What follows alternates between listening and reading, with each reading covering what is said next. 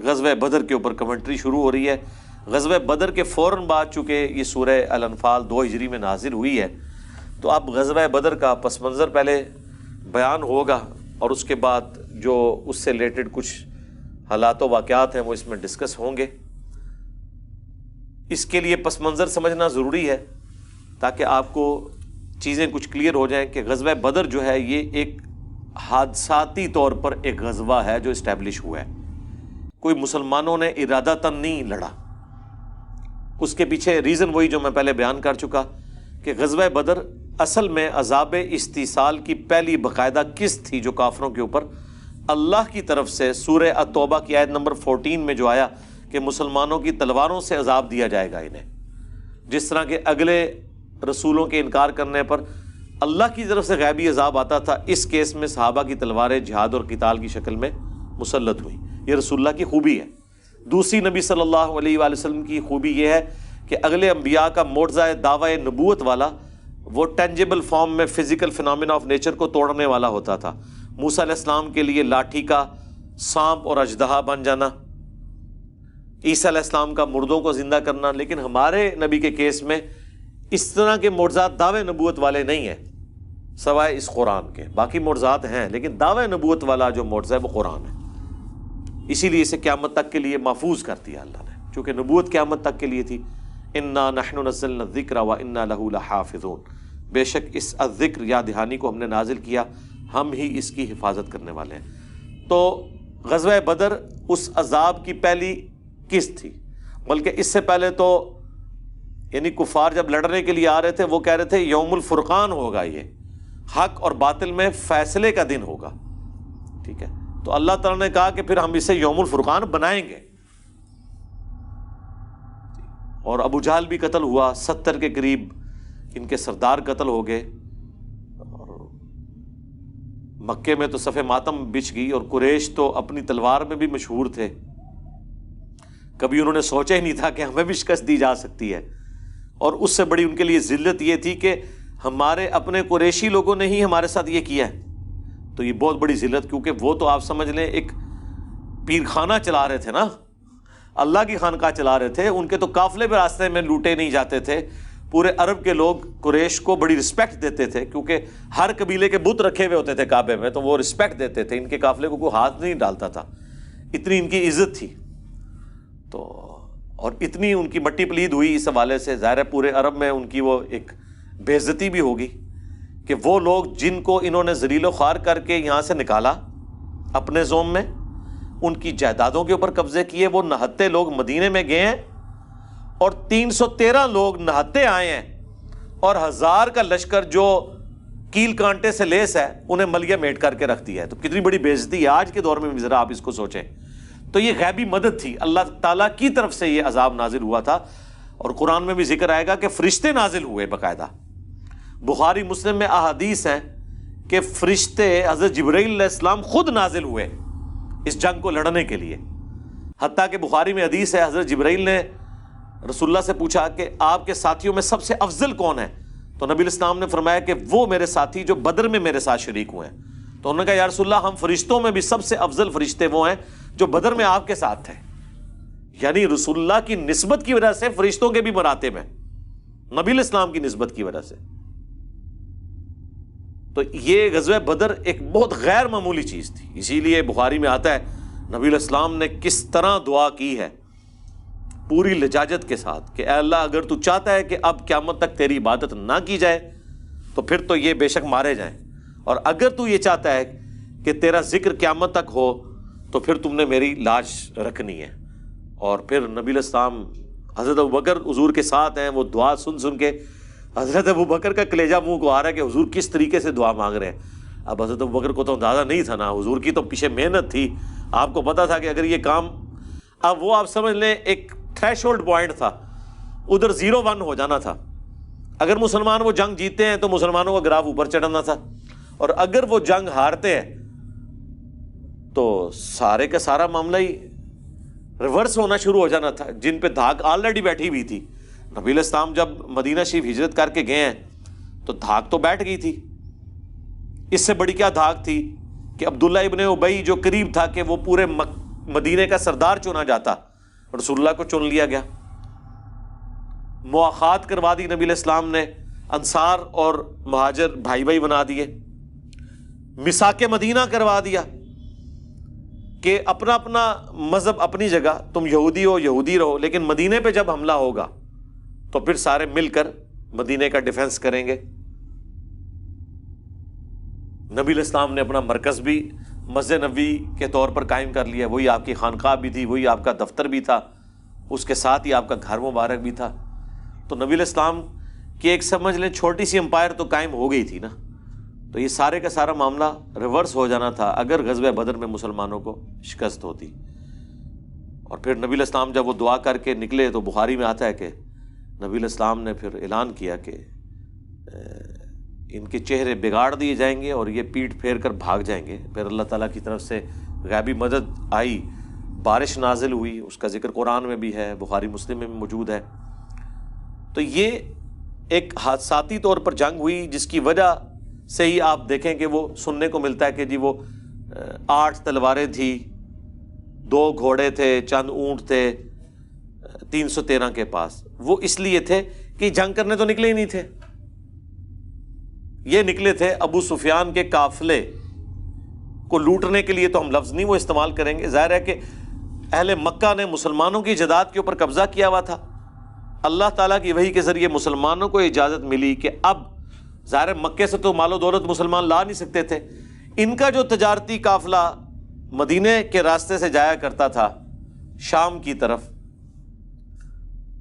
اور اہل مکہ کی گزر بسر اسی تجارت کے ذریعے ہوتی تھی جو تبادلہ کرتے تھے، بارٹر سسٹم چل رہا تھا، تو وہاں سے جب آئیں تو اس قافلے کو پکڑا جائے اور اس مال کو استعمال کیا جائے، اس لیے وہ نکلے تھے۔ جس کے ہاتھ لاٹھی لگی وہ لاٹھی لے کے نکلا۔ ظاہر ہے آپ نہتے قافلے کو پکڑنے کے لیے نکلے ہیں تو پھر آپ کو 8 تلواریں اور 2 گھوڑے کافی ہیں، کیونکہ وہ سامنے کوئی جنگی ساز و سامان کے ساتھ تو نہیں، وہ ان کا تجارت کا قافلہ تھا۔ اس وقت تو نہیں پتا تھا، راستے میں اللہ تعالیٰ نے اپنے ارادے سے آگاہ کر دیا رسول اللہ کو صلی اللہ علیہ وآلہ وسلم کہ ہاں جی یہ تو وعدہ ہے کہ جو بھی جنگ ہوگی تم جیتو گے، اب فیصلہ کرو کہ ابو سفیان کا لشکر یا بدر۔ تو ظاہر ہے عقل تو یہی متقاضی ہے کہ ابو سفیان کا لشکر ہی چاہیے، بدر تو مشکل تھی کیونکہ ابو سفیان کو یہ پتہ چل گیا کہ مسلمان یہ ہمارے قافلے پہ حملہ کریں گے۔ اس نے ایک تیز گھوڑ سوار بھگا دیا مکے کی طرف کہ تمہاری اگلے پورے سال کی اکانومی ڈیپینڈنٹ ہے کہ میں صحیح سلامت پہنچ جاؤں، ورنہ بھوکے مرو گے۔ یہ محمد اور اس کے ساتھی صلی اللہ علیہ وآلہ وسلم اور رضی اللہ عنہم اجمعین یہ تو لوٹ لیں گے سب کچھ۔ اور پیرلل میں اس نے ہوشیاری یہ کی کہ وہ جو پراپر راستہ تھا جو مدینہ شریف کے قریب سے گزرتا تھا وہ اس نے تبدیل کر کے ساحل سمندر کے کنارے کنارے وہ باہر سے مکے تک چلا گیا۔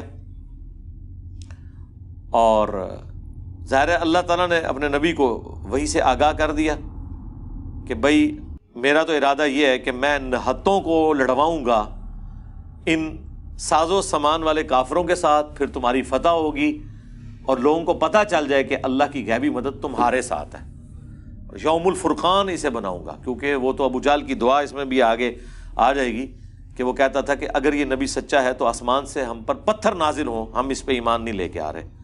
تو اللہ تعالیٰ نے کہا کہ یہ جو اس طرح کی دعائیں کرتا ہے نا اور لوگوں کو دھوکہ دیتا ہے، یہ سب کا سب معاملہ تل پٹ ہو جائے گا جب غیبی مدد آئے گی اور رسول اللہ صلی اللہ علیہ وآلہ وسلم اور ان کے جانثار ساتھیوں کو جو فتح نصیب ہوگی، یہ فتح یہ اس چیز کو طے کرے گی کہ اللہ کی غیبی مدد ہے نبی صلی اللہ علیہ وآلہ وسلم کے ساتھ۔ تو اب مسلمان تو ظاہر ہے اس نہتے قافلے کے لیے نکلے تھے، راستے میں یہ آ گیا۔ اب نبی علیہ السلام نے پھر مشورہ کیا، صحیح مسلم میں آتا ہے، تو صحابہ کرام حضرت ابوبکر سے پوچھا، انہوں نے کہا ٹھیک ہے یا رسول اللہ جو آپ کی مرضی۔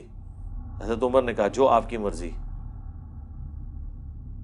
لیکن نبی علیہ السلام بار بار اس چیز کو ریپیٹ کر رہے ہیں۔ تو سعد ابن معاذ اوس کے سردار تھے، ان کا یا رسول اللہ مجھے لگ رہا ہے کہ آپ کا اشارہ ہماری طرف ہے، تو آپ اگر ہمیں یہ حکم دیں نا کہ ہم سمندر میں اپنے گھوڑے ڈال دیں، ہم آپ کے حکم کے اوپر لبیک کہیں گے۔ ٹھیک ہے، آپ ایک دفعہ آرڈر کریں جو آپ کی مرضی، ہم وہ کریں گے. کیونکہ حضور ظاہر ہے ایک مشکل چیز کے لیے ان کو تیار کر رہے تھے نا، کہ نہتے لوگ 1000 کے لشکر کے ساتھ ٹکرائیں جبکہ آپ کے پاس صرف 8 تلواریں ہیں. کیونکہ آپ غزوہ بدر تو لڑنے کے لیے نکلے ہی نہیں تھے. اللہ نے راستے میں کہا کہ نہیں بھئی میرا فیصلہ یہ ہے کہ میں حق کا حق ہونا اور باطل کا باطل ہونا ظاہر کروں. اور یہ ساری چیزیں آپ کو اگلی آیات میں نظر آ جائیں گی. میں اس لیے آپ کا پورا ذہن بنا رہا ہوں، آپ کو ہر آیت بیٹھی ہوئی نظر آئے گی. اور آپ دیکھیں گے اس زمانے میں بھی ان 313 کے اندر بھی سب کا ایمان ایک لیول کا نہیں تھا. کچھ اسی چکر میں تھے کہ یہ ٹل جائے جنگ، اور سمجھ رہے تھے کہ ان کو موت اپنی نظر آ رہی ہے. ہر زمانے میں ایک جیسے اہل ایمان نہیں ہوتے، حالانکہ ہم ان 313 کو سب سے بہتر سمجھتے ہیں، ان میں بھی آگے ڈویژن موجود تھی.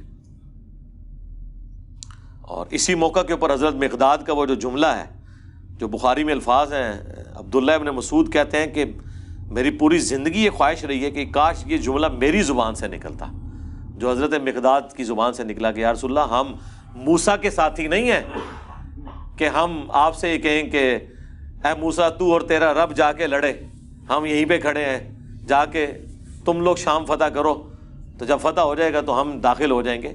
ہم آپ کے آگے سے لڑیں گے، دائیں سے لڑیں گے، بائیں سے لڑیں گے، اپنی جان آپ کے اوپر نچھاور کریں گے. تو نبی علیہ السلام کو اس حوالے سے حوصلہ ہوا. اسباب کی تو اپنی اہمیت ہے نا جی. مطلب اس زمانے میں کوئی نگاہ نہیں مارا کرتا تھا. حضور پورا مشورہ لے کے چل رہے ہیں کہ ظاہر ایک مشکل ڈیسیژن ہے، اس کے اگینسٹ لوگوں کی جان جا سکتی ہے. اللہ تعالیٰ نے یہ ایفرٹ کروانی تو انسانوں کے ذریعے ہے نا. یہ تو بعد میں سلسلہ شروع ہے نا کہ نگاہ مار کے اتنے ہزار کو یہ کر دیا تو اتنے لاکھ کو یہ کر دیا.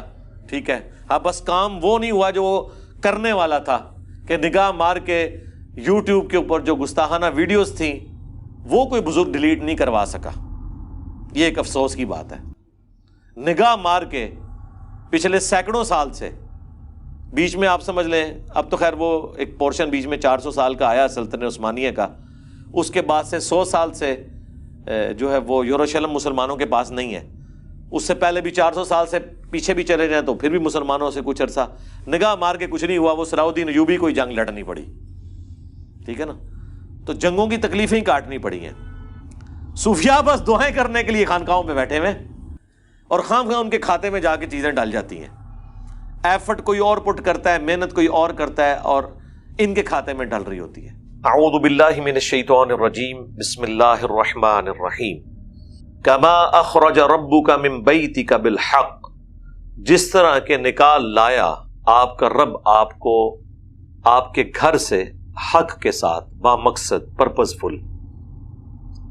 وَإِنَّ فَرِيقًا مِّنَ الْمُؤْمِنِينَ لَكَارِهُونَ، اور بے شک مومنین میں سے ایک گروہ ایسا بھی تھا جو ناپسند کر رہا تھا جھگڑا کرنے کو، اس ہونے والے واقعے کو.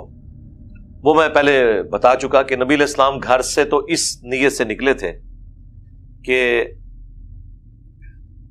مشرکین عرب نے چونکہ مسلمانوں کی جائیداد کے اوپر قبضہ کر لیا ہوا تھا مکے میں، اور ان کی لائف لائن جو ہے وہ مدینہ سے ہو کر گزرتی تھی، جو ان کے تجارت کا سارا معاملہ تھا یمن کے ساتھ، اس کے ایکویلنٹ ان کا ایک تجارتی قافلہ ابو سفیان لے کر آ رہے تھے. اس وقت تک وہ مسلمان نہیں ہوئے تھے. تو نبی علیہ السلام نے یہ ارادہ کیا کہ ہم ان کے اس قافلے سے سارا سامان چھینیں گے، اس سامان کے ایکویلنٹ جو کہ مشرکین عرب نے مکے میں مسلمانوں کا دبا لیا تھا. یہ کوئی ظلم پہ مبنی چیز نہیں تھی، نہ یہ کوئی نبی علیہ السلام نے پری ایمپٹیو رائٹ کے طور پہ کیا، بلکہ جواباً یہ کارروائی کی تھی. اسی لیے ساز و سامان مسلمانوں کے پاس بڑا تھوڑا تھا. 8 تلواریں تھیں، 3 گھوڑے تھے، باقی سارے پیادے تھے، اس لیے کہ وہ جس قافلے سے سامان، اب لوٹنے کا لفظ میں استعمال نہیں کرتا، وہ پھر اس کو نیگیٹیولی لوگ لے جاتے ہیں. تو ابو سفیان کا جو قافلہ ہے وہ تو نہتا تھا، چونکہ وہ ایک تجارتی قافلہ تھا، اس میں ایز سچ اتنی زیادہ سیکورٹی نہیں ہوتی تھی. تو اس ایکٹیویٹی کے بارے میں اللہ تعالیٰ فرما رہا ہے کہ یہ اللہ نے آپ کو گھر سے نکالا تھا اس مقصد کے لیے. پھر بھی مومنین کا ایک گروہ تھا جو اس جھگڑے کو پسند نہیں کر رہا تھا. یجادلونک فی الحق بعدما تبین کانما یساقون الی الموت، وہ آپ سے جھگڑا کر رہے تھے، علمی بحث کر رہے تھے، بعد اس کے کہ ان پر یہ حق کھل چکا تھا، گویا کہ ان کی حالت یہ تھی جیسا کہ انہیں موت کی طرف ہانکا جا رہا ہو، وَهُمْ يَنْظُرُونَ، اور وہ اپنی موت کو اپنے سامنے دیکھ رہے ہیں۔ اب ظاہر ہے یہ منافقین کے بارے میں تو نہیں ہے، اہل ایمان کے بارے میں نے پہلے بھی عرض کیا تھا کہ اہل ایمان ہمیشہ ایک لیول کے نہیں ہوتے، بعض بہت راسخ العقیدہ لوگ ہوتے ہیں، بعض ذرا معتدل مزاج والے لوگ ہیں، اور بعض بالکل ڈھیلے ہوتے ہیں۔ یہ ہر زمانے میں ایسے رہا ہے۔ تو اللہ تعالیٰ ہمارا ان میں ایسے لوگ بھی آپ کے ساتھیوں میں تھے کہ جنہیں باوجود اس کے کہ وہ آپ کو حق سمجھتے تھے، اللہ کے وعدے کو سچا سمجھتے تھے، پھر بھی لڑائی جھگڑے کو وہ اس سے روگردانی اختیار کر رہے تھے، گویا کہ انہیں موت اپنی نظر آ رہی ہے۔ ظاہر ہے زندگی تو ہر شخص کو پیاری ہے، یہ نہیں ہے کہ باقیوں کو موت نظر نہیں آ رہی تھی، باقیوں کو بھی نظر آ رہی تھی۔ ظاہر ہے لڑائی میں تو خطرہ ہے انسان کی جان چلی جائے، لیکن جن لوگوں کا اعلیٰ درجے کا ایمان ہوتا ہے وہ اس کو اپنے لیے کامیابی سمجھتے ہیں کہ اللہ کی راہ میں شہید کر دیے جائیں۔ وَإِذْ يَعِدُكُمُ اللَّهُ إِحْدَى الطَّائِفَتَيْنِ أَنَّهَا لَكُمْ، اور یاد کرو وہ وقت جب تم سے اللہ نے یہ وعدہ کیا، یعنی اللہ نے اپنے پیغمبر سے، کہ دونوں گروہوں میں سے، دونوں قافلوں میں سے ایک تمہیں دے دوں گا، اب تمہاری مرضی ہے، چاہو تو ابو سفیان کا جو لشکر ہے اس کے اوپر تمہیں فتح مل جائے، اور چاہو تو ابو جہل کے لشکر کے اوپر۔ اور اس کا پس منظر یہ تھا کہ ابو جہل کو یہ خبر پہنچائی ابو سفیان نے کہ تمہاری ساری جو تجارت کی کمائی ہے وہ اہل مدینہ ہم سے لوٹ لیں گے، لہٰذا اپنے اس قافلے کی حفاظت کے لیے ایک لشکر بھیجو۔ اس نے پھر 1000 کا لشکر تیار کیا، مکمل طور پہ سمجھ لیں اسلحہ بند ہر لحاظ سے۔ وہ مسلمانوں سے لڑائی کرنے نہیں آ رہے تھے بلکہ اپنے تجارتی قافلے کی حفاظت کے لیے آ رہے تھے۔ اب ظاہر ہے کہ جب ابو سفیان نے ایک یہ ایکٹیویٹی پرفارم کی اس کا رزلٹ یہ نکلنا تھا، دوسری طرف ابو سفیان نے سمجھداری یہ کی کہ وہ جو ایک آرڈنری راستہ تھا جو مدینے کے قریب سے ہو کر گزرتا تھا، اس کی بجائے اس نے ساحل سمندر کا راستہ اختیار کیا جو کہ لمبا تھا اور دور تھا۔ اب وہ مسلمانوں کی پہنچ سے دور ہو گیا اور وہ اپنے لشکر کو بچا کر مکے تو پہنچ گیا، پیچھے کچومر نکل گیا ان کا جو کہ اس قافلے کی حفاظت کے لیے آئے ہوئے تھے۔ لیکن اللہ تعالیٰ نے اپنے نبی علیہ السلام کو وحی کے ذریعے بتا دیا کہ ان دونوں میں سے ایک تمہیں مل جائے گا۔ اب مسلمان تو گھر سے نکلے تھے اس تجارتی قافلے کے لیے، اسی لیے مسلمانوں نے پاس اپنے اتنی تلواریں اور باقی ساز و سامان نہیں رکھا۔ یہ نہیں ہے کہ غربت کا کوئی عالم تھا، ایسا نہیں تھا، وہ استعاری کے لیے نکلے ہی نہیں تھے۔ اللہ تعالیٰ نے فیصلہ کیا کہ اب کافروں سے بدلہ لینے کا، عذاب استیصال کا وقت آ گیا ہے، مسلمانوں کی تلوار ان کے اوپر مسلط کی جائے۔ اور وہ اسی صورت میں ہونا تھا جب کہ مسلمانوں کا ٹکراؤ وہ اس قافلے کے ساتھ ہوتا جو 1000 لوگوں پر مشتمل مشرکین عرب کا قافلہ تھا،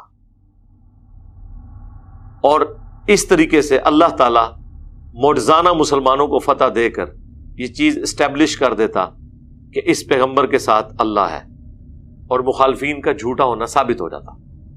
لیکن ظاہر ہے کہ یہ ایک انسان کی نیچر ہے کہ اب 1000 کے لشکر جو کہ جنگجو لڑاکے ہیں، ان کے ساتھ 300 لوگ وہ ٹکرائیں جن کے پاس 8 تلواریں ہیں، 3 گھوڑے ہیں اور چند ایک اونٹ ہیں، یعنی وہ 313 جو اصحاب بدر تھے، جو بخاری میں آیا کہ 300 سے تھوڑے سے اوپر تھے، یہ اتنے ہی تھے، صحیح بخاری میں آیا جتنا کہ جالوت کے خلاف جنگ میں حضرت طالوت کے پاس تھے۔ اب نہتا تو نہیں لڑا جا سکتا، لیکن اللہ تعالیٰ نے اسے ایک معجزانہ ایک فتح بنانا تھا۔ تو اپنے نبی سے وعدہ کیا اللہ نے کہ دونوں میں سے ایک میں تمہیں دے دوں گا۔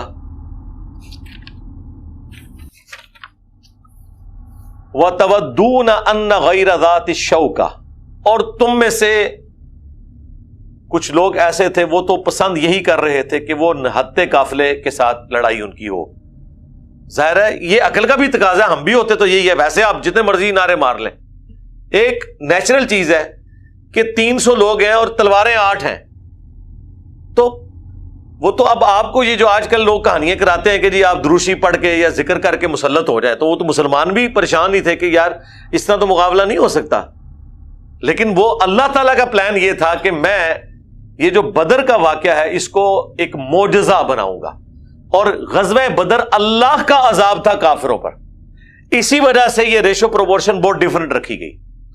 اگر یہ برابر ہوتی تو وہ مسلمانوں کی بہادری بھی ہو سکتی تھی. اللہ تعالیٰ ٹوٹلی اس کو اپنے ساتھ منسوب کرنا چاہتا تھا کہ جو میں نے سورہ توبہ کی آیت نمبر 14 کے حوالے سے بتایا تھا نا کہ اگلی امتوں پر اللہ کا عذاب آتا تھا پیغمبروں کا انکار کرنے کے سبب، اس امت میں بھی عذاب آیا سورہ توبہ کی آیت نمبر 14 میں کہ اللہ تعالیٰ صحابہ اکرام کی تلواروں کو کافروں پر مسلط کرے گا. یہ عذاب استحصال تھا، ایکویلنٹ تھا اس عذاب کے جو کبھی چنگھاڑ کی شکل میں، کبھی سمندری طوفان کی شکل میں، کبھی آسمان سے پتھر برسنے کی شکل میں. ہمارے نبی علیہ السلام کا بھی تو انکار کیا تھا نا کافروں نے.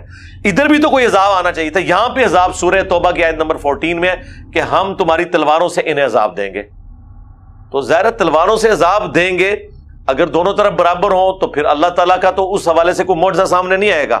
معجزہ اسی وقت ہوگا، اللہ کی نشانی اسی وقت ظاہر ہوگی جبکہ ایک طرف نہتے ہوں اور دوسری طرف پورے اسلحے کے ساتھ لیس لوگ ہوں اور جیت گئے جائیں. یہ تو امپاسبل چیز ہے نا، سوائے اس کے کہ معجزہ ہو. تو یہ معجزہ ہی تھا. غزوہ بدر پہلی قسط تھی اللہ تعالیٰ کے عذاب استحصال کی، جس کے پیچھے آلموسٹ آپ سمجھ لیں نبی علیہ السلام کی 15 سال کی مبارک دعوت تھی جس کا انکار انہوں نے کیا. اور جو مکی قرآن 2/3 قرآن میں جو اتنی دھمکیاں آئی ہیں کہ اب دیکھیں نا قرآن میں کتنی دھمکیاں ہیں. مکی قرآن 2/3 ہے اور ہر صورت میں دھمکی ہے کہ اگر تم اس نبی پر ایمان نہیں لاؤ گے تو جس طرح قوم عاد پر سمود پر عذاب آیا تھا تم پر بھی آ جائے گا. تو آنا تھا نا. وہ کیسے آیا؟ تلوار کے ذریعے، قتال کے ذریعے. یہ قتال کی حکمت تھی. تو تم تو چاہتے تھے نہتے قافلے کی طرف جاؤ.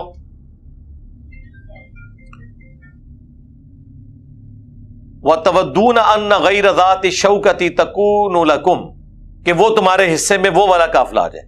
وَيُرِيدُ اللَّهُ أَن يُحِقَّ الْحَقَّ بِكَلِمَاتِهِ، جبکہ اللہ کچھ اور چاہتا تھا. اللہ یہ چاہتا تھا کہ حق کا حق ہونا ثابت کر دے اپنے حکم کے مطابق. وَيَقْطَعَ دَابِرَ الْكَافِرِينَ، اور کافروں کی جڑ کاٹ کر رکھتے. تم جو سوچ رہے تھے وہ نیچرل تھا، لیکن اللہ کا پلان یہ تھا کہ تم نہتوں کے ذریعے ان کافروں کا کلا کما کر کے اللہ بتائے کہ یہ آگے عذاب. لِيُحِقَّ الْحَقَّ وَيُبْطِلَ الْبَاطِلَ، تاکہ اللہ تعالی ثابت کر دے حق کو اور مٹا دے باطل کو. وَلَوْ كَرِهَ الْمُجْرِمُونَ، چاہے مجرم لوگ اللہ کے نافرمان اس کا برا مانے. اِذْ تَسْتَغِيثُونَ رَبَّكُمْ، اور وہ وقت یاد کرو جب تم فریاد کرتے تھے اپنے رب سے. فَاسْتَجَابَ لَكُمْ، اور اس نے تمہاری دعا سن لی. یعنی نبی علیہ السلام دعا کر رہے تھے نا کہ بھئی اب اللہ کے نبی کو بھی تو نظر آ رہا تھا نا، نگاہ مار کے تو کچھ بھی نہیں ہونا تھا. اللہ کے نبی کو بھی نظر آ رہا تھا کہ بھئی 1000 کی فوج آ گئی ہے، ان کے پاس ساز و سامان بھی پورا ہے، یہ بالکل نہتے ہیں. اور بخاری میں تو اس درجے تک رسول اللہ نے دعا کی کہ حضرت ابوبکر نے کہا یا رسول اللہ بس کریں، آپ اس درجے تک. لیکن نبی علیہ السلام کو تو پتا تھا نا بھائی جس نے محنت کی ہوتی ہے اس ہیٹ کو وہی فیل کر سکتا ہے. اس میں تو یہاں تک الفاظ ہیں کہ اے اللہ اگر تو چاہتا ہے کہ قیامت تک تیری عبادت نہ ہو اس سرزمین میں تو پھر تو ان کو ہلاک کر دے، اور اگر تو چاہتا ہے کہ اسلام باقی رہے پھر تو نے آج مجھے فتح دینی ہے. تو سب سے زیادہ سٹیک پہ جو چیز لگی ہوئی تھی وہ نبی علیہ السلام کی محنت تھی نا. اتنی محنت سے آپ کا ٹوٹل سرمایہ زندگی کا وہ 300 لوگ تھے اور اب وہ نہتے ہیں اور سامنے سے 1000 کا لشکر. تو انسان کی یعنی عقل دنگ رہ جاتی ہے اس حوالے سے کہ کیسے ہو سکتا ہے، سوائے سے کہ اللہ کی طرف رجوع لایا جائے کہ اب تو نے ہمیں اس آزمائش میں ڈالا ہے تو اب تو نے ہمیں نکالنا بھی ہے. تو جب تم اپنے رب سے فریاد کر رہے تھے تو اس نے تمہاری فریاد سن لی. اور کیا سنی؟ انی ممدکم بألف من الملائکۃ مردفین، کہ یقیناً بے شک میں تمہاری مدد کرنے والا ہوں 1000 فرشتوں کے ذریعے جو پے در پے آنے والے ہوں گے، قطار در قطار اتریں گے. ادھر بھی 1000 کا لشکر تھا نا، تو یہاں بھی 1000 فرشتے آئیں گے. فرشتہ تو ایک بھی وہ تھا، لیکن یہ اللہ تعالیٰ نے فرشتوں کی جو تعداد مقرر کی نا، یہ مسلمانوں کی صرف تسلی کے لیے کہ ہوں پائی گنتی پوری ہوگی دوئے پاسے. یہی ذکر آ گیا. وما جعل اللہ الا بشرا ولتطمئن به قلوبکم. اور یہ جو فرشتوں کے اعتبار سے اللہ نے بشارت دی ہے نا تمہیں، اس کو بشارت بنایا ہے اور تمہارے دلوں کے اطمینان کا سبب. وَمَن نَّصْرُ إِلَّا مِنْ عِنْدِ اللَّهِ. اور مدد تو نہیں ہوتی مگر اللہ ہی کی طرف سے. فرشتہ ایک بھی نازل نہ ہو، اللہ کے لیے کوئی مشکل ہے؟ ایک ٹورنیڈو چلا دے، ایک ریگستانی جھکڑ چلے تو مخالفین کو اکھاڑا جا سکتا تھا. اللہ کے پاس تو بے شمار آپشنز موجود ہیں. ان اللہ عزیز حکیم. بے شک اللہ تعالیٰ غالب ہے، حکمت والا ہے. کمال کے الفاظ ہے یہ، اللہ تعالیٰ کے بڑے یونیک نام ہے اور یہ جوڑے کی شکل میں ہمیشہ آتے ہیں، العزیز اور الحکیم. عزیز کہتے ہیں غالب کو، چھایا ہوا، جس کے حکم کو کوئی ٹال نہیں سکتا، اور حکیم جو اپنے معاملات کو اپنی حکمت اور پلاننگ کے تحت لے کے چلتا ہے. یہ دونوں چیزیں مل کے ایک بیلنس کرتی ہیں کہ اللہ غالب تو اتنا ہے کہ اپنے مخالفین کا کچومر نکال کے رکھ دے، لیکن اس کی حکمت یہ ہے کہ ڈھیل دیتا ہے کہ شاید کوئی پلٹ آئے، فوراً پکڑتا نہیں ہے. حالانکہ عزیز ہے، ایسا چھایا ہوا ہے جب چاہے پکڑ لے، لیکن یہ جو اس کا ڈھیل دینا ہے اسے کوئی اس کی کمزوری نہ سمجھے، بلکہ یہ اس کی حکمت ہے. یہ ڈھیل تھی نا میرے بھائی، ورنہ خالد ابن ولید جو 19 سال کے بعد مسلمان ہوئے ہیں اور رضی اللہ عنہ تو نہ ہوتے اگر پہلے ہی عذاب آ گیا ہوتا.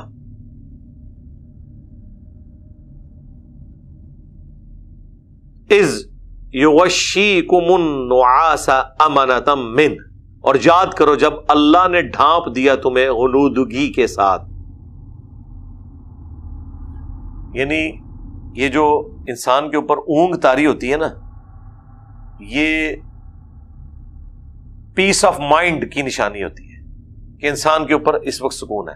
ورنہ آپ کو پتا ہے جب انسان پریشان ہو نیند اڑ جاتی ہے. یہ غنودگی آتی اس وقت ہے جب انسان ریلیکس فیل کرتا ہے. مثلا درس قرآن میں، مثلا جمعے کے خطبے میں، مثلا سحری کے بعد جب آپ فجر کا انتظار کر رہے ہوتے ہیں، پیٹ بھی بھرا ہوا ہے، ٹھیک ہے، تو اب وہ آپ کے اوپر غنودگی طاری ہوتی ہے. لیکن اس غنودگی کا ایک فائدہ ہوتا ہے، انسان اتنا فریش ہوتا ہے کہ اس سے غم اور اندیشہ دور ہو جاتا ہے. آپ دیکھتے ہیں کہ جب کسی گھر میں موت ہوتی ہے اس وقت جو اس اسپیسیفک وقت میں انسان کی حالت ہوتی ہے، جب تک وہ ایک دفعہ سو نہ لے انسان کا دماغ ریفریش نہیں ہوتا. یہ نیند بہت بڑی اللہ نے نعمت رکھی ہے. یہ انسان کی کمزوری بھی ہے، اسی لیے اللہ تعالیٰ نے کہا نا کہ اللہ کو نہ نیند آتی ہے نہ اونگ آتی ہے. انسان کی کمزوری بھی ہے اور اس کی ضرورت بھی ہے. یہ 3 بنیادی ضرورتیں ہیں انسان کی: نیند، کھانا پینا، اور اس کے بعد کھانا پینا اس کا نکل جانا. یہ بنیادی ضرورت ہے. یہ ہر انسان کے ساتھ کمزوری اٹیچ ہے. سانس کی کمزوری اٹیچ ہے. اب غنودگی طاری ہوئی اس کی وجہ سے، وہ تو صحیح بخاری میں آتا ہے کہ صحابہ کرام کہتے ہیں ہمارے ہاتھوں سے تلوار بھی گر پڑتی تھی. اتنی، یعنی ایک طرف ٹینشن ایسی ہے کہ 1000 کا لشکر ہے، مجھے بتائیں نیند کدھر آتی ہے بندے کو. پھر اللہ نے ریلیکس کروانے کے لیے کہ بھائی یہ فیصلہ ہو چکا ہے، یہ میچ پہلے ہی تم جیت چکے ہو، کیونکہ یہ میچ اللہ تعالیٰ جتا رہا تھا. ٹھیک ہے، تو غنودگی ایسی طاری کی کہ وہ تلوار اپنے ہاتھ سے بھی چھوٹ جاتی تھی، اس کی وجہ سے ریلیکس ہو گئے. وَيُنَزِّلُ عَلَيْكُم مِّنَ السَّمَاءِ مَاءً. اور تم پر آسمان سے پانی اتارا. اب ریگستان کے اندر یہ تو بےچارے اس طرح تیاری کر کے نہیں نکلے تھے، ابھی پتہ نہیں کتنے دن کا پڑاؤ ہونا تھا، پانی تو لے کے نہیں نکلے. اور ریگستان میں آپ کے پاس پانی نہ ہو تو آپ نگاہ مار کے تو پانی نہیں نکال سکتے، موت سامنے نظر آ رہی ہے. اللہ نے اتنی بارش کی کہ مسلمانوں نے پانی تالاب کی شکل میں سٹور کر لیا گڑھوں کے اندر. وہ کتنے دن بھی استعمال کر سکتے تھے. تو وہ ٹینشن بھی ختم کر دی، کہیں پیاسے ہی نہ مر جائے، پتہ نہیں کتنے دن کا قیام ہے. ادھر تو بھائی یاشیاں چل رہی تھی، روزانہ کے کتنے اونٹ ذبح ہوتے تھے، 1000 تو ساتھ لائے ہوئے تھے نا، اور گھوڑے اور اپنی باقی چیزیں، وہ تو جشن ہوتے تھے، رات کے وقت شراب کی محفلیں اور سارا کچھ. تو اللہ تعالیٰ ہمارے آسمان سے پانی نازل کیا لیطہرکم بہ، تاکہ تمہیں اس کے ذریعے پاک کر دے. وَيُذْهِبَ عَنْكُمْ رِجْزَ الشَّيْطَانِ، اور تم سے شیطان کی نجاست کو دور کر دے. وَلِيَرْبِطَ عَلَىٰ قُلُوبِكُمْ، اور تمہارے دلوں کو مضبوط کر دے. وَيُثَبِّتَ بِهِ الْأَقْدَامِ، اور یوں تمہارے قدموں کو جما دے. اچھا، اس بارش نازل ہونے کے روحانی فوائد بھی ہوئے اور ظاہری فوائد بھی. ظاہری فائدہ کیا ہے؟ آپ کے پاس پانی آ گیا، زندگی کی علامت ہے. روحانی فائدہ اللہ نے کہا کہ شیطان کا رجز دور کر دیا، نجاست. ظاہر ہے یہ شیطان وسوسہ ڈال سکتا تھا نا کہ بھئی ابھی موت سامنے نظر آ رہی ہے، پانی نہیں، ہمارا کیا بنے گا. تو اللہ تعالیٰ نے اس کو کتنے ادبی انداز میں، کہ ویسے دنیا میں پانی گندگی دور کرنے کا ذریعہ بنتا ہے نا، آپ نے کپڑے پاک کرنے ہو، جسم پاک کرنا ہو. یہ وہ آسمان کا پانی نازل ہوا تھا جس نے نہ صرف ظاہری گندگی دور کی، بلکہ دل میں بھی جو شیطان کو گندگی ڈال سکتا تھا نا، وہ بھی دور کر دی کہ نہیں، پانی آ گیا تو اب موت نہیں ہے، ہمارے پاس ریسورسز موجود ہیں. ظاہری صفائی بھی کی اور باطن کی صفائی بھی کر دی. یہ ایسا پانی تھا، یہ اللہ کی طرف سے معجزانہ طور پہ بارش ہوئی. یہ بارش کوئی حادثاتی نہیں تھی، یہ بھی اللہ تعالیٰ کے پلان کا حصہ تھا کہ یہاں پہ پہنچیں گے، بارش کے ذریعے میں ان کے دلوں کو مضبوط کروں گا. نیند بھی طاری کی، بارش بھی بھیج دی. اذ یوحی ربک الی الملائکہ، اور یاد کرو وہ وقت جب تمہارے رب نے فرشتوں کو وحی کی. انی معکم، بے شک میں تمہارے ساتھ ہوں. فثبتوا الذین آمنوا، تو ایمان والوں کو ثابت قدم رکھنا اس جنگ کے اندر. تو ظاہر ہے وہ تسلی، بعض اصحاب نے تو فرشتوں کو دیکھا بھی، بعض نے آواز سنی. اور صحیح بخاری میں یہاں تک موجود ہے، حضرت جبرائیل علیہ السلام نبی علیہ السلام کے پاس حاضر ہوئے اور کہا کہ آپ کے ساتھیوں میں سب سے بلند درجے کے اصحاب کون سے ہیں؟ تو نبی علیہ السلام نے فرمایا جو بدر میں میرے ساتھ ہیں. تو حضرت جبرائیل نے کہا کہ ہم فرشتوں میں بھی سب سے افضل فرشتے وہ ہیں جو غزوہ بدر میں آپ کے ساتھ شریک ہوئے تھے. یعنی نبی علیہ السلام کی نسبت سے نہ صرف صحابہ کرام علیہم رضوان کا مرتبہ ہے اللہ کے حضور، بلکہ وہ فرشتے جو حضور کے ساتھ بدر میں شریک ہوئے، اللہ کے نزدیک تمام فرشتوں میں وہ فرشتے افضل ہیں. اصحاب بدر چاہے انسانوں میں ہو یا فرشتوں میں ہو، وہ اللہ تعالیٰ کے پسندیدہ ہیں. تو اللہ تعالیٰ فرشتوں کو بھی تسلی دے رہا ہے کہ میں تمہارے ساتھ ہوں، مومنین کو ثابت قدم رکھنا. سألقی فی قلوب الذین کفروا الرعب، ان قریب میں کافروں کے دلوں میں رعب ڈال دوں گا. فاضربوا فوق الاعناق، تو تم مارو ان کی گردنوں کے اوپر. واضربوا منہم کل بنان، اور ان کے ہر جوڑ کے اوپر چوٹ لگاؤ. اب ویسے آپ یہ جملے صرف بیچ میں سے اٹھا لیں تو اور یہ پروپیگنڈا کرنا شروع کر دیں کہ جی یہ غفور الرحیم ہے اللہ تعالیٰ، کہ وہ کہہ رہا ہے انہاں دی گردناں لاؤ، انہاں دے جوڑ پنو.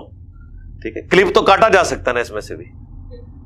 تو کیا یہ پورے کے پورے قرآن میں سے یہ کلپ کاٹنا اور اس کلپ کی بنیاد پہ اللہ کی پرسنالٹی کو سمجھنا انصاف کا تقاضا ہوگا؟ نہیں.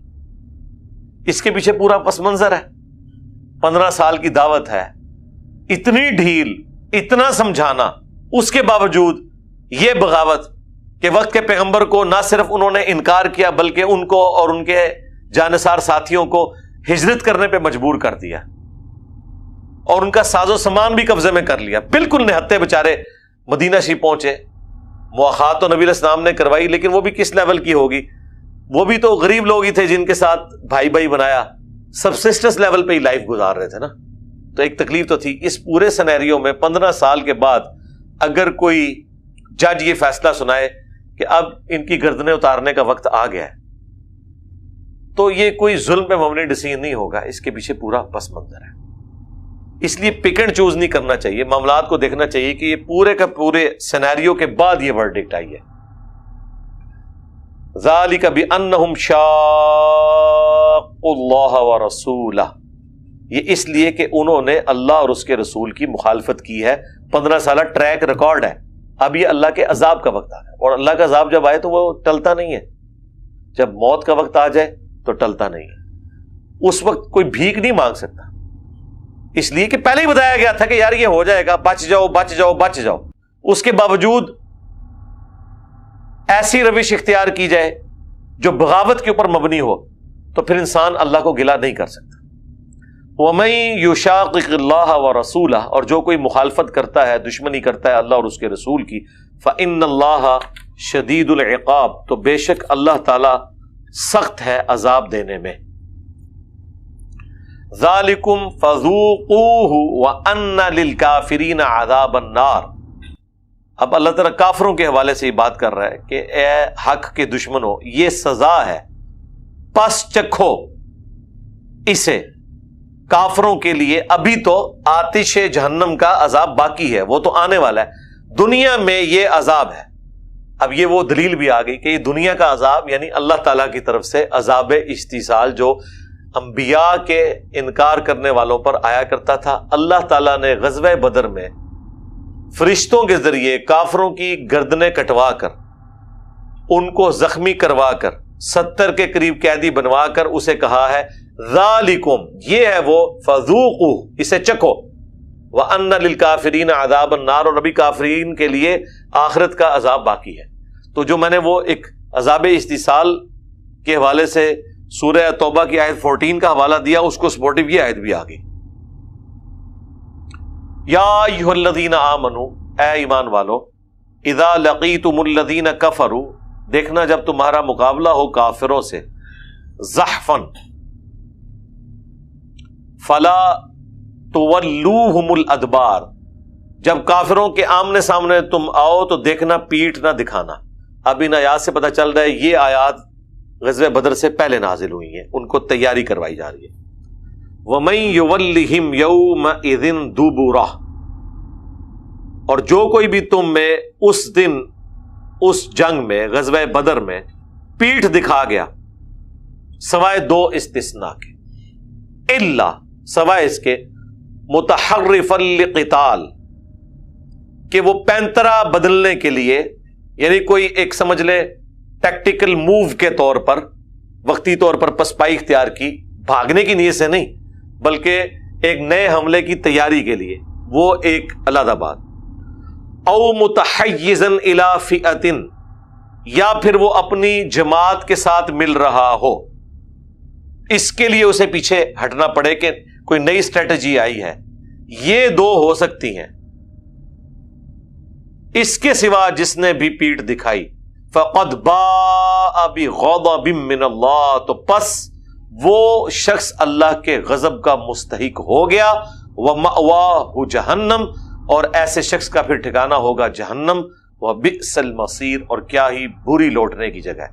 یہ صحابہ کرام سے یہ بات ہو رہی ہے کہ یا تو تم ایک ٹیکٹیکل موو کے طور پر، یا ایک اس اعتبار سے پیچھے ہٹنا جنگ میں کہ اپنی جماعت کے ساتھ آ کر ملے، یہ دو ایک ایکسیپشنز ہیں۔ ان کے سوا جو کوئی شخص میدان جنگ چھوڑ کر بھاگے گا، واپسی کا راستہ اختیار کرے گا، تو وہ اللہ کے عذاب کا مستحق ہو گیا، اور اس کا ٹھکانہ ہے جہنم، والعیاذ باللہ تعالی۔ لیکن اللہ تعالیٰ نے اہل ایمان کو ثابت قدم رکھا، یہاں تک نوبت نہیں آئی۔ فلم تقتلوہم، اب اللہ تعالیٰ نے وہ جو غزوہ بدر کے اندر اسپیسیفکلی اللہ کی غیبی مدد آئی ہے، اس کے والے سے مسلمانوں سے کہا، اور ظاہر ہے کہ وہ مال غنیمت سے سٹارٹ ہوئی تھی بات انفال کی۔ اب جب مدد ہی اللہ نے دلوائی ہے تو کافروں کا چھوڑا ہوا مال، اس کے اوپر کوئی انڈیویجول کیسے کلیم کر سکتا ہے؟ اسی لیے شروع میں آیا تھا نا کہ مال غنیمت اللہ اور اس کے رسول کا ہے۔ اب یہاں پہ وہ بات آ رہی ہے، فلم تقتلوہم، تم نے تو انہیں قتل نہیں کیا، ولیکن اللہ قتلہم، بلکہ اللہ نے انہیں قتل کیا۔ اور بھئی کئی صحابہ کے ہاتھ میں تو چھڑیاں تھیں، اب تلوار کے آگے چھڑی کیسے کام کرتی ہے؟ اس سے پہلے کہ وہ ان پر وار کوئی کافر کرتا، فرشتے ان کی گردن اتار دیتے تھے۔ لیکن یہ جو اس طرح کے واقعات ہیں، ان کو پکڑ کے آپ آج کل کسی کو کوئی کہانی نہ کروائیں پلیز، یہ کام نہ کریں، وہ ڈاکٹر اقبال کے شعروں تک ہی رہنے دیں آپ۔ ہاں پریکٹیکل لائف میں ایسے نہیں ہوتا. یہ ایک اسپیسیفکلی نبی علیہ السلام کی دعوت کو اللہ نے غالب کرنا تھا. میرے بھائی اگر یہی کچھ ہونا ہوتا تو جنگ قادسیہ میں مسلمان جو ہیں وہ پرشین امپائر کے ہاتھیوں کے نیچے آ کے نہ کچلے جاتے. وہاں پہ بھی کوئی فرشتہ آتا اور ہاتھیوں کی ٹانگیں کاٹ دیتا. تو 8,500 مسلمان شہید ہوئے ہیں. 4 دن تک وہ جنگ جاری رہی قادسیہ کی. یرموک میں بھی سینکڑوں مسلمان شہید ہوئے ہیں, تب جا کے اللہ نے فتح دی ہے. تو یہ جو اسپیسیفکلی نبی علیہ السلام کی موجودگی میں جو باتیں ہیں نا, یہ آج بھی ہو. ابراہیم سا جو ایما پیدا آگ کر سکتی ہے, انداز گلستان پیدا خدا دا نہ جائے. یہ تسی نہیں ڈیسائیڈ کرنا. ویسے انہوں نے بات ٹھیک کی ہے, چونکہ ابراہیم جیسا ایمان ہو ہی نہیں سکتا, کبھی بھی پیدا نہیں کرے گی انداز گلستان. ہاں کوئی دعویٰ کر سکتا ہے میرا ابراہیم والا ایمان ہے. اس شعر کو تو میں ایسے ہی سمجھنا, اگر اس شعر کو صحیح سمجھنا ہے تو اس اعتبار سے سمجھے کہ نہ کوئی ابراہیم جیسا ہوگا اور نہ آگ ٹھنڈی ہوئے گی, سڑو گئی. ہاں یہی مطلب ہے نا, اور کیا. یہ جو معجزات انبیاء کے بارے میں رپورٹ ہوئے ہیں, یہ کوئی ایک ایکسٹراڈنری واقعات ہیں, ان کا انکار ہم نہیں کرتے, لیکن کہیں آپ کو یہ ترغیب نہیں دلائی گئی کہ اس کی بنیاد پہ یہ کریں. یہ پتہ ترغیب, اس کو ترغیب دلاتے ہیں, وہ ہے جرم. یہ اسی طریقے سے ہے کہ کوئی بخاری مسلم کی وہ حدیث کہ ایک فاحشہ عورت تھی, اس نے ایک کتے کو اپنے چمڑے کے موزے میں کنویں سے پانی نکال کر پلا دیا. اب مجھے بتائیں, اس واقعے سے اگر کوئی یہ ثابت کرنے کی کوشش کرے کہ انسان کو فحاشی کے کام کرنے چاہیے اور اینڈ پہ ایک کتے کو پانی پلا دینا چاہیے تو بخشش ہو جائے گی, اس طرح کا بےہودہ معنی کوئی لے گا اس سے؟ مجھے بتائیں. تو ادھر یہ آپ کیوں اس طرح کے معنی لیتے ہیں کہ کوئی پیغمبر کے ساتھ کوئی ایکسٹراڈنری واقعہ ہوا؟ کہیں قرآن میں اللہ تعالیٰ نے کہا ہے کہ جو کوئی ایسا کرے گا ہم اس کے ساتھ یہی سلوک کریں گے. یعنی قرآن میں تو یہ کہیں نہیں آیا کہ اگر ابراہیم جیسے تم ہو جاؤ تو ہم تمہارے اوپر بھی نار کو گلزار کر دیں گے. اللہ کا دعویٰ ہی نہیں ہے یار. اللہ تو اپنے بندوں سے قربانیاں لیتا ہے, جب چاہے ظاہر فرما دے, یہ اس کا فیصلہ ہے, آپ نہیں ڈیسائیڈ کر سکتے.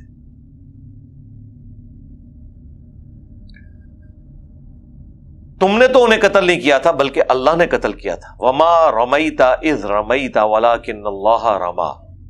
اور اے نبی, جو آپ نے وہ کنکریوں کی مٹھی بھر کر پھینکی تھی کافروں کی جانب, وہ آپ نے نہیں پھینکی تھی, وہ اللہ نے پھینکی تھی جب کہ آپ نے پھینکی تھی. یعنی رسول اللہ کے ہاتھ کو اللہ نے اپنا ہاتھ قرار دیا اس حوالے سے کہ نبی علیہ السلام اللہ کے ریپریزنٹیٹو ہیں. ویسے کوئی شخص یوں مٹھی بھرے اور یوں پھینکے 10-15 فٹ سے زیادہ تو کوئی دور تھرو پھینک ہی نہیں سکتا. چہ جائے کہ سامنے کافروں کا لشکر اتنی دور ان کی آنکھوں میں جا کے پڑے اور ان پہ مسلمانوں کا رعب طاری ہو جائے. تو غزوہ بدر کے موقع پر یہ واقعہ ہوا. اسی طرح کا ایک واقعہ غزوہ حنین کے موقع پر بھی ہوا ہے, وہ صحیح مسلم میں رپورٹ ہوا ہے, جہاں پر 12,000 کا لشکر, صرف تکبرانہ جملے نکل گئے چند اصحاب کے منہ سے کہ ہم بدر میں تو 313 تھے, غالب آئے تھے, آج ہم قبیلہ حوازن سے زیادہ ہیں. 12,000 کا لشکر, اور اللہ تعالیٰ فرما رہا ہے پھر تمہیں بھاگنے کی جگہ بھی نہیں ملی, صرف 80 بندے حضور کے ساتھ رہ گئے. صحیح بخاری میں آتا ہے 12,000 کا لشکر, اتنی بھگدڑ مچی. وہ کافی تیر ان کے نشانوں پہ لگتے تھے قبیلہ حوازن کے, اور یہ مشرکین عرب کے خلاف آخری جنگ تھی غزوہ حنین, جو فتح مکہ کے بھی 3-4 مہینے بعد ہوئی. وہاں پہ نبی علیہ السلام, پھر مسلم شریف میں آتا ہے, بخاری میں بھی ہے, مسلم میں ڈیٹیل کے ساتھ ہے, آپ رجز پڑھتے ہوئے آگے گئے, انا النبی لا کذب انا ابن عبد المطلب, میں نبی ہوں, اس میں کوئی جھوٹی بات نہیں ہے, میں عبد المطلب کا بیٹا ہوں. اور پھر آپ نے یوں مٹھی بھر کے ان کی طرف بھیجی, اور اللہ تعالیٰ کے محبوب صلی اللہ علیہ وآلہ وسلم کی مبارک زبان سے یہ الفاظ نکلے کہ ان کے چہرے جھلس گئے اور پیٹ پھیر کے یہ بھاگ گئے. اور وہ ایسا ہی ہوا, پھر وہ اللہ تعالیٰ نے ایک معجزہ ظاہر کیا. تو یہ 2 مواقع پہ ہوا ہے, بدر میں بھی اور حنین میں. وَلِيُبْلِيَ الْمُؤْمِنِينَ مِنْهُ بَلَاءً حَسَنًا, تاکہ احسان فرمائے مومنین پر اللہ تعالیٰ اپنی طرف سے بہترین احسان. یعنی یہ جو ہم نے غیبی مدد کی یہ مسلمانوں کی ان قربانیوں کا نتیجہ ہے جو انہوں نے مکے میں تکلیف کاٹی کہ آج اللہ کی غیبی مدد ان کے ساتھ آ گئی۔ ان اللہ سمیع علیم، بے شک اللہ تعالیٰ سب کچھ سننے والا، علم والا ہے۔ ذالکم وان اللہ موہن کید الکافرین، اور یہ تو ہوا اور بے شک اللہ تعالیٰ ذلیل و خوار کرنے والا ہے، کمزور کر دینے والا ہے کافروں کے مکر اور فریب کو۔ ان تستفتحوا، اگر تم فیصلے کے طلبگار تھے نا اے کافروں، فقد جاءکم الفتح، تو دیکھو اب فتح کا فیصلہ آ گیا۔ وہ اصل میں نا ابو جہل نے کہہ دیا تھا کل یوم الفرقان ہے، حق اور باطل میں فیصلے کا دن ہے، کل فیصلہ ہو جائے گا۔ تو اللہ نے فرمایا کہ فیصلہ مانگ رہے تھے، لو پھر فیصلہ ہو گیا۔ وہ بھی اپنے آپ کو اللہ والے ہی سمجھ رہے تھے، وہ آگے ان کی دعا بھی آ جائے گی۔ وَإِن تَنْتَهُوا فَهُوَ خَيْرٌ لَكُمْ، اور اگر تم اب بھی باز آ جاؤ تو تمہارے لیے بہتر ہے۔ وَإِن تَعُودُوا نَعُدْ، اور اگر پھر شرارت کرو گے ہم بھی پھر اسی طریقے سے بدلہ لیں گے۔ اور وہ باز نہیں آئے تو احد میں اللہ نے پھر دوبارہ سے ان کے ساتھ یہ کیا۔ وہ تو مسلمانوں کی لغزش کی وجہ سے وہ فتح شکست میں بدلی، ادروائز فتح تو وہاں بھی ہو گئی تھی، وہ چھوڑ کے بھاگ گئے تھے۔ اللہ نے اپنا وعدہ پورا کر دیا تھا جو سورہ آل عمران میں ہم پڑھ چکے ہیں۔ وَلَن تُغْنِيَ عَنْكُمْ فِئَتُكُمْ شَيْئًا وَلَوْ كَثُرَتْ، اور جب اللہ تعالیٰ کی طرف سے عذاب آنا ہے تو پھر کیا حال ہوگا کہ تمہیں کوئی فائدہ نہیں پہنچائے گی تمہاری جماعت، خواہ اتنی ہی زیادہ کثرت میں ہو۔ جب اللہ فیصلہ کر لے گا، ویسے تو اللہ نے کر کے دکھا دیا کہ ادھر 1000 کی جماعت تھی، سامنے 313 تھے، آندہ بھی جو مرضی کر لو، اس سے بڑی فوج لے آؤ، اللہ تعالیٰ تمہیں ذلیل و خوار کرے گا۔ وَأَنَّ اللَّهَ مَعَ الْمُؤْمِنِينَ، اور بے شک یہ کہ اللہ تعالیٰ مومنین کے ساتھ ہے۔ یہ اچھی پرداداری ہے، یہ اچھی رازداری ہے،